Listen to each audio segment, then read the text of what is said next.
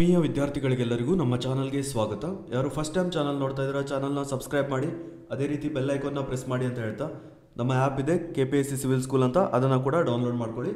So ಇವತ್ತಿನ ವಿಷಯ ಇರುವಂಥದ್ದು urban water supply. Okay, exam ಕರೆದಿದ್ದಾರೆ ಆಲ್ರೆಡಿ, ಅಪ್ಲಿಕೇಶನ್ ಲಿಂಕ್ನ ಕೂಡ ಬಿಟ್ಟಿದ್ದಾರೆ. ಓಕೆ, ಸೊ ಯಾರು ಅಪ್ಲೈ ಮಾಡಿದ್ದೀರಾ ಈಗ ಪ್ರಿಪ್ರೇಷನ್ ಮಾಡ್ತಾ ಇರ್ಬೋದು. ಸೊ ಪ್ರಿಪ್ರೇಷನ್ನ ಹೇಗೆ ಮಾಡಬೇಕು, ಒಂದು ಸಿಸ್ಟಮೆಟಿಕ್ ವೇದಲ್ಲಿ ಪ್ರಿಪ್ರೇಷನ್ ಮಾಡೋದ್ರಿಂದ ನೀವು ಒಂದು ಉತ್ತಮವಾದ ಅಂಕಗಳನ್ನು ಗಳಿಸಲಿಕ್ಕೆ ಸಾಧ್ಯ ಆಗ್ತದೆ. ಓಕೆ, ಸೊ ಅದರ ಕುರಿತು ನಾವು ಇವತ್ತು ತಿಳ್ಕೊಳ್ಳೋಣ. ಫಸ್ಟ್ ಸ್ಟೆಪ್ ಏನಿದೆ ಯಾವುದೇ ಒಂದು ಕಾಂಪಿಟೇಟಿವ್ ಎಕ್ಸಾಮ್ ಪ್ರಿಪ್ರೇಷನಲ್ಲಿ ಅಂದರೆ understanding the syllabus. Okay, first exam pattern. ಇಲ್ಲಿ ಎಕ್ಸಾಮ್ ಪ್ಯಾಟರ್ನ್ ಏನಿದೆ, ಫಸ್ಟ್ ಒನ್ ಎಕ್ಸಾಮ್ ಇರೋದು ಜನರಲ್ ಸ್ಟಡೀಸು, ಸೆಕೆಂಡ್ ಎಕ್ಸಾಮ್ ಇರೋದು civil engineering with VTU syllabus. Okay, so 0.25 negative ಅಂಕಗಳಿದೆ, 1/4 ಅಂತ ಕೊಟ್ಟಿದ್ದಾರೆ, ಅಂದರೆ 0.25 ನೆಗೆಟಿವ್ ಅಂಕಗಳಿವೆ. ಸೊ ಇದು ಬೇಸಿಕ್ ಎಕ್ಸಾಮ್ ಬಗ್ಗೆ ತಿಳಿದುಕೊಳ್ಬೇಕಾಗಿರುವಂಥದ್ದು. ಸೆಕೆಂಡ್ ಒನ್ ಇರುವಂಥದ್ದು ಸಿಲೆಬಸ್ನ ನೀವು ಡೀಪಾಗಿ ಅಂಡರ್ಸ್ಟ್ಯಾಂಡಿಂಗ್ ಮಾಡ್ಕೊಳ್ಬೇಕು.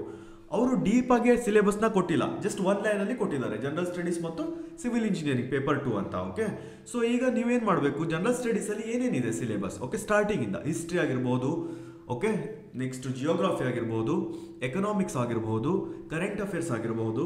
ಸೊ ಈ ರೀತಿ ನೀವು ಒಂದ್ಸಲ ನೋಟ್ ಡೌನ್ ಮಾಡ್ಕೊಳ್ಬೇಕಾಗ್ತದೆ. ಪ್ರತಿಯೊಂದು ಯಾವ್ದಾವ್ದು ಇದೆ ಹಳೆ ಎಕ್ಸಾಮಲ್ಲಿ ಏನೇನ ಕೇಳಿದ್ದಾರೆ, ಲೈಕ್ KPSC ಆಗಿರ್ಬೋದು, ಜನರಲ್ ಸ್ಟಡೀಸ್ ಪ್ಯಾಟರ್ನ್ ಏನಿದೆ ಎಂಬುದನ್ನು ಕರೆಕ್ಟಾಗಿ ತಿಳ್ಕೊಳ್ಬೇಕು. First point. ಸೆಕೆಂಡ್, ಸಿವಿಲ್ ಇಂಜಿನಿಯರಿಂಗಲ್ಲೂ ಅಷ್ಟೇ ನೀವು WRD ಸಿಲೆಬಸ್ನ ಕೂಡ ರೆಫರ್ ಮಾಡ್ಬೋದು KPSC ಅವ್ರದ್ದು. ಇಲ್ಲದೇ ಇದ್ದರೆ VTUದು ನಾವು ಆಲ್ರೆಡಿ ವಿಡಿಯೋ ಮಾಡಿ ಅಪ್ಡೇಟ್ ಮಾಡಿದ್ದೇವೆ, VTU ಸಿಲೆಬಸ್ ಏನೇನಿದೆ ಅಂತ. ಸೊ ಅದನ್ನು ಕೂಡ ಪ್ರಿಪ್ರೇಷನ್ಗೆ ನೀವು ಯೂಸ್ ಮಾಡ್ಕೊಳ್ಬೋದು. ಸೆಕೆಂಡ್ ಒಂದು ಇರುವಂಥದ್ದು ಕ್ರಿಯೇಟ್ ಅ ಸ್ಟಡಿ ಪ್ಲ್ಯಾನ್. ತುಂಬ ವಿದ್ಯಾರ್ಥಿಗಳು ಹೇಳ್ತಾರೆ, ಸರ್ ನಮಗೆ ಒಂದು ಟೈಮ್ ಟೇಬಲ್ ಮಾಡಿಕೊಡಿ ಅಥವಾ ಸ್ಟಡಿ ಪ್ಲ್ಯಾನ್ನ ಮಾಡಿಕೊಡಿ ಅಂತ. ಬಟ್ ಏನಾಗ್ತದೆ, ಪ್ರತಿಯೊಬ್ಬರದ್ದು ಒಂದು ಜೀವನ ಶೈಲಿ ಡಿಫ್ರೆಂಟ್ ಆಗಿರ್ತದೆ. ಓಕೆ, ಕೆಲವೊಬ್ಬರು ವರ್ಕ್ ಮಾಡ್ತಾ ಇರ್ಬೋದು, ಕೆಲವೊಬ್ಬರು ಬೆಳಗ್ಗೆ ಲೇಟಾಗಿ ಹೇಳ್ಬೋದು. ಸೊ ಈ ರೀತಿ ಬೇರೆ ಬೇರೆ ಇರ್ತದೆ, ಎಲ್ರಿಗೂ ಕೂಡ ಒಂದೇ ಸ್ಟಡಿ ಪ್ಲ್ಯಾನು ವರ್ಕ್ ಆಗಲ್ಲ. ಸೊ ಹಾಗಾಗಿ ನೀವು ಪ್ರತಿಯೊಬ್ಬರು ಕೂಡ ಒಂದು ಡಿಫ್ರೆಂಟ್ ನಿಮಗೆ ಕಂಫರ್ಟೇಬಲ್ ಆಗಿರುವಂಥ ಒಂದು ಸ್ಟಡಿ ಪ್ಲ್ಯಾನ್ನ ಹಾಕ್ಕೊಳ್ಬೇಕು. ಡೈಲಿ ನನ್ನ ಪ್ರಕಾರ ನೋಡಿ, ಒಂದು 6 ಅವರ್ಸ್ ಸ್ಟಡಿ ಮಾಡಿದರೆ ಸಾಕು.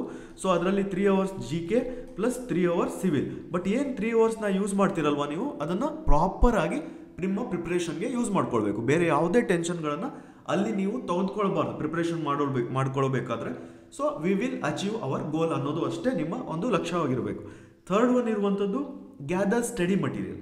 ಈಗ ಸ್ಟಡಿ ಮಟೀರಿಯಲ್ಗೆ ನೋಡಿ, ಪೇಡು ಇರ್ತದೆ, ಫ್ರೀನೂ ಇರ್ತದೆ. ಸೊ ನಿಮಗೆ ಯಾವುದಕ್ಕೊಂದು ಕಂಫರ್ಟೇಬಲ್ ಆಗ್ತದೆ. ಓಕೆ, ಸೊ ಈಗ ಗೂಗಲಲ್ಲಿ ಸರ್ಚ್ ಮಾಡಿದರೆ ನಿಮಗೆ ಯಾವ ನೋಟ್ಸ್ ಬೇಕು ಪ್ರತಿಯೊಂದು ಸಿಗುವಂಥದ್ದು. ಅದೇ ರೀತಿ ಯೂಟ್ಯೂಬಲ್ಲೂ ಕೂಡ ನೀವು, ಫಾರ್ ಎಕ್ಸಾಂಪಲ್ ಈಗ ಜಿಯೋ ಟೆಕ್ನಾಲಜಿ ನೀವು ಕಲಿಬೇಕು. ಸೊ ನೀವು ಯಾವುದೇ ಪೇಡ್ ಕೋರ್ಸ್ನ ಜಾಯ್ನ್ ಆಗ್ತಾ ಇಲ್ಲ ಅಂತ ತಿಳ್ಕೊಳ್ಳಿ. ಸೊ ಯೂಟ್ಯೂಬಲ್ಲಿ ಜಸ್ಟ್ ಜಿಯೋ ಟೆಕ್ನಾಲಜಿ ಅಂತ ನೀವು ಟೈಪ್ ಮಾಡಿದರೆ ಸಾಕು, ನಿಮಗೆ ಅತ್ಯುತ್ತಮವಾದ ಲೆಕ್ಚರ್ಸ್ಗಳು ಕೂಡ ಅಲ್ಲಿ ಫ್ರೀಯಾಗಿ ಅವೈಲೇಬಲ್ ಇರ್ತದೆ. ಸೊ ಯಾವುದೇ ಕಾರಣಕ್ಕೂ ಪೇಡು ಫ್ರೀ ಈ ಥರ ಟೆನ್ಷನ್ನ ತೊಗೊಳ್ಕೊಳ್ಬೇಡಿ, ಪ್ರಿಪ್ರೇಷನ್ ಬಗ್ಗೆ ಲಕ್ಷ್ಯವನ್ನು ಕೊಡಿ. ಓಕೆ, ಸೊ ಬುಕ್ಸ್ಗಳನ್ನು ಕೂಡ ನೀವು ತರಿಸಿ ಓದ್ಬೋದು, ಇಲ್ಲದಿದ್ದರೆ ಲೈಬ್ರರಿಗೂ ಕೂಡ ಹೋಗಿ ಓದ್ಬೋದು ಬುಕ್ಸ್ಗಳನ್ನು. ದೊಡ್ಡ ಸಿಟಿಯಲ್ಲಿದ್ದರೆ ಲೈಬ್ರರಿಯಲ್ಲೂ ಕೂಡ ಸಿವಿಲ್ ಇಂಜಿನಿಯರಿಂಗ್ ಬುಕ್ಗಳು ಅವೈಲೇಬಲ್ ಇರ್ತದೆ. ನೆಕ್ಸ್ಟ್ ಒನ್ ಇರೋದು ಫೋಕಸ್ ಆನ್ ಬೇಸಿಕ್ಸ್. ನೋಡಿ, ಬೇಸಿಕ್ಸ್ ಟಾಪಿಕ್ಸ್ ಏನಿದೆ ಅದರ ಕುರಿತು ಫೋಕಸ್ ನಿಮ್ಮದು ಜಾಸ್ತಿ ಇರಬೇಕು. ಯಾವುದೋ ಅಡ್ವಾನ್ಸ್ ಲೆವೆಲ್ ಕ್ವಶನ್ಸ್ಗಳು ಬರೋದೇ ಬೇಸಿಕ್ ಲೆವೆಲ್ ಕ್ವಶನ್ಗಳು ಸ್ವಲ್ಪ ಟ್ರಿಕ್ಕಿಯಾಗಿ ಕೊಟ್ಟಿರ್ತಾರೆ. Okay, fifth one is regular ಆಗಿ ಪ್ರಾಕ್ಟೀಸ್ ಮಾಡಬೇಕು. ಓಕೆ, ಡೈಲಿ ಒಂದು 6 ಅವರ್ ಅಂತ ತಿಳ್ಕೊಳ್ಳಿ, 3 hours civil plus 3 hour GK. So ಇದೇನಿದೆ, ಒಂದಿನ ನಾವು 6 ಅವರ್ ಮಾಡ್ತೇವೆ, ಇನ್ನೊಂದು ದಿನ 4, ಇನ್ನೊಂದು ದಿನ 2, ಈ ರೀತಿ ಮಾಡಿದರೆ ಅದು ಯೂಸ್ಲೆಸ್. ಓಕೆ, ಡೈಲಿ 6 ಅವರ್ ಅಂದರೆ 6 ಅವರ್ ನೀವು ಬೇಕಾದ್ರೆ 2 ಅವರ್ ಪ್ರಿಪ್ರೇಷನ್ ಮಾಡಿ, ಬಟ್ ಆ 2 ಅವರ್ನ ಡೈಲಿ ಮಾಡಿ. ಸೊ ಏನಾಗ್ತದೆ, ನಿಮ್ಮ ಮೈಂಡಲ್ಲೂ ಕೂಡ ಅದು ರಿಜಿಸ್ಟರ್ ಆಗ್ತಾ ಹೋಗ್ತದೆ. So that it will helpful for your exams. And take a mock test. ನೋಡಿ, ಮಾಕ್ ಟೆಸ್ಟ್ ತೊಗೊಳ್ಳೋದು ತುಂಬ important. But when should we take a mock test? After preparing, complete preparation ಆದ ನಂತರ ಮಾಕ್ ಟೆಸ್ಟ್ನ ತೆಗೆದುಕೊಳ್ಬೇಕು ಬಿಟ್ಟರೆ, ಸೊ ಇನ್ ಬಿಟ್ವೀನ್ನ ಮಾಕ್ ಟೆಸ್ಟ್ನ ತೆಗೆದುಕೊಳ್ಬೇಡಿ. ಚೆನ್ನಾಗಿ ಪ್ರಿಪ್ರೇಷನ್ನ ಮಾಡಿ. So ಒಂದ್ಸಲ ಪ್ರಿಪ್ರೇಷನ್ ಕಂಪ್ಲೀಟ್ ಆಯಿತು ಅಂದರೆ ಮಾಕ್ ಟೆಸ್ಟ್ನ ತೆಗೆದುಕೊಳ್ಳಿ. ಫೈನಲ್ ಇರುವಂಥದ್ದು ರಿವಿಷನ್. ಡೈಲಿ ರಿವಿಷನ್ ಮಾಡಿ. ರಿವಿಷನ್ಗೆ ಅಂತ ಅಟ್ಲೀಸ್ಟ್ 1 ಅವರ್ನ ಎಕ್ಸ್ಟ್ರಾ ಟೈಮ್ನ ಕೊಡಿ. ಓಕೆ, ಸೊ ಡೈಲಿ ರಿವಿಷನ್ ಮಾಡಿರೋದ್ರಿಂದ ಕೂಡ ಅದು ನಿಮಗೆ ಒಂದು ಸೇವ್ ಆಗ್ತದೆ, ನಿಮ್ಮ ಮೈಂಡ್ನ ಮೆಮೊರಿಯಲ್ಲಿ ಸೇವ್ ಆಗ್ತದೆ ಪ್ರತಿಯೊಂದು ಕೂಡ. ಸೊ ದಟ್ ಎಕ್ಸಾಮಲ್ಲೂ ಕೂಡ ನೀವು ಚೆನ್ನಾಗಿ ಸ್ಕೋರ್ನ ಮಾಡ್ಬೋದು ಅಂತ ಹೇಳ್ತಾ ಇವತ್ತಿನ ವಿಡಿಯೋನ ಮುಗಿಸ್ತಾ ಇದ್ದೇವೆ. ಧನ್ಯವಾದಗಳು, ಶುಭ ದಿನ.